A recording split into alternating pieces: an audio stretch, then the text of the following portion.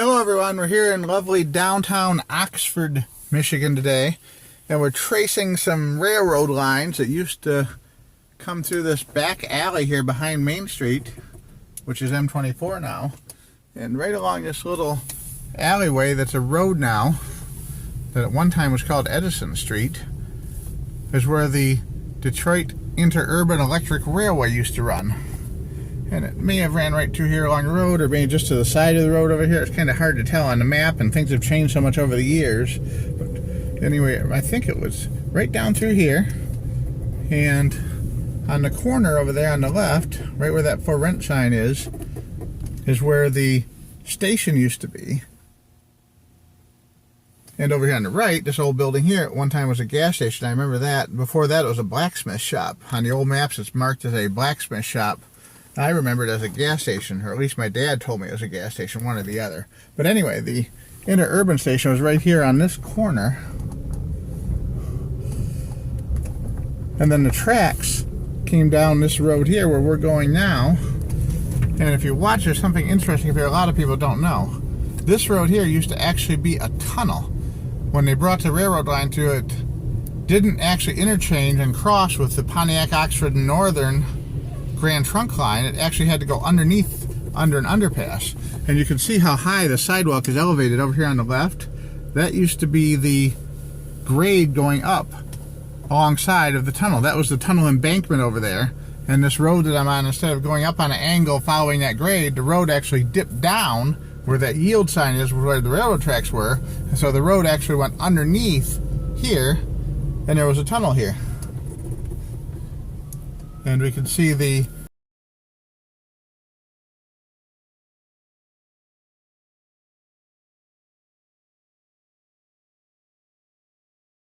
railroad crossing grade here on the old Pontiac, Oxford, and Northern line, which is the PO&N Trail now.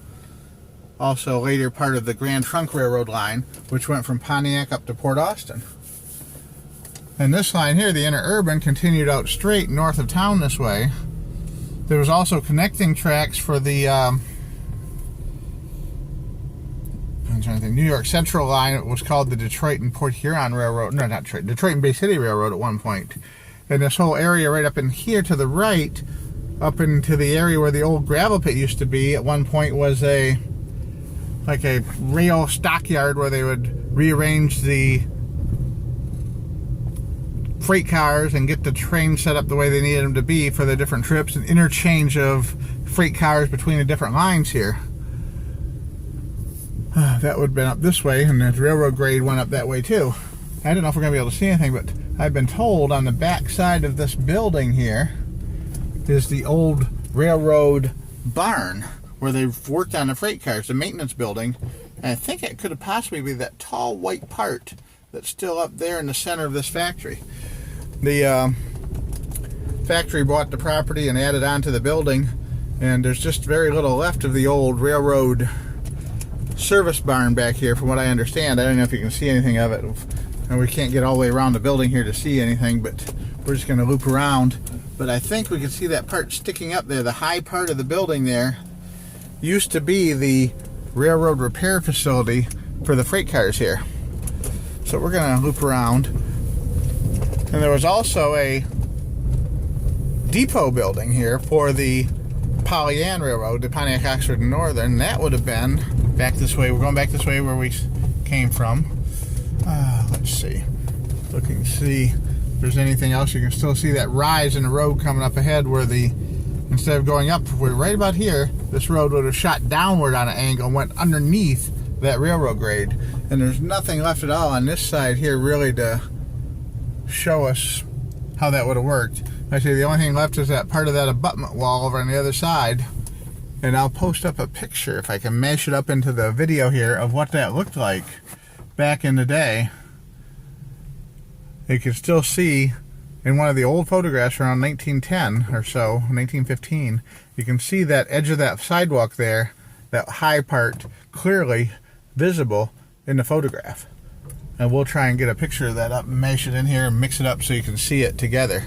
It's pretty cool to compare it then and now how it used to look. Oh, and right down the road grade there to the on the right side of the tracks was the depot, the Oxford Station for the Pontiac-Oxford Northern Railroad, which we'll put a picture of that up on here too in the video for you to see. And there's nothing left of the depot. The depot was torn down quite a few years ago. And this is actually Depot Street, which at one point you would come this way, and Depot Street would turn to the right here and go down and connect. But, you know, this is just a residential facility now, and the Depot Street has been cut off. It used to go straight in here to where this building is and turn right, and the depot would set probably right about here where this parking lot is, if I'm not mistaken. If I remember right in here to where these two cars are would have been where the depot was. And across the street from the depot was a fairly large hotel, which surprised me. I never knew that hotel was there until I was looking at the old maps that were posted up courtesy of one of the greatest train historians of Oakland County on here. We'll put a little link to him on here too in recognition of his help in this project. What that fire truck ambulance to go first. He probably got more important things to do than we do. But yep. Anyway, this is our little tour around this railroad junction intersection here in Oxford. Thanks for watching. Have a great day. Hang on, we got one more railroad here to show you where it crossed at. This is the actual New York Central grade right here, where this hump is, and you can see down that way is where the railroad grade used to go this way, and right along through here is where it came through this way. It serviced this lumber yard for many years, and the Hampton Block Factory one street over was also serviced by that line that came out from Rochester through Lake Orion and Oxford up to Lapeer and curved over through Columbiaville. I have another video about the Columbiaville right-of-way and depot up on YouTube you can check out. Again, that was the old Detroit and Bay City line, which became part of the New York Central system.